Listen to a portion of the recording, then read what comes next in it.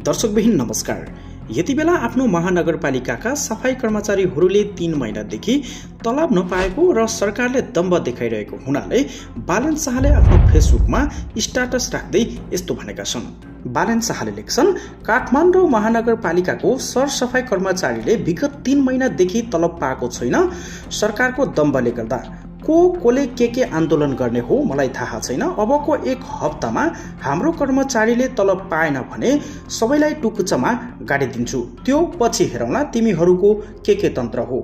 बालन शाहको यस्तो स्ट्याटसले यति बेला नेपाली राजनीतिक क्षेत्रमा खैला बैला मचिएको छ। त्यसो त यति बेला केपी ओली र बालन शाहको विवादले काठमाडौँ महानगरपालिका ठूलो समस्यामा परेको छ। कर्मचारी र शिक्षकको तलब नपाएको करिब 4 महिना भन्दा बढी भइसकेको छ। आयोजनाहरूको भुक्तानी समेत हुन सकेको छैन। नयाँ विकास निर्माणको काम दिन सकिएको छैन। आर्थिक गतिविधि ठप्प रहेको छ। यो सबै बालन शाहलाई असफल बनाउन केपी ओली र अहिलेको सरकारले चालेको कदम हो कि होइन? दर्शकबिन कृपया कमेन्ट गर्नुहोला। दर्शकबिन यदि तपाईँ बालन शाहको पक्षमा हुनुहुन्छ भने यो भिडियोलाई सक्दो सेयर गर्नुहोला र भिडियोमा एक लाइक गर्दै तपाईको मनमा उब्जेका कुराहरू कमेन्ट बक्समा लेख्नुहोला। धन्यवाद। नमस्ते। जय नेपाल।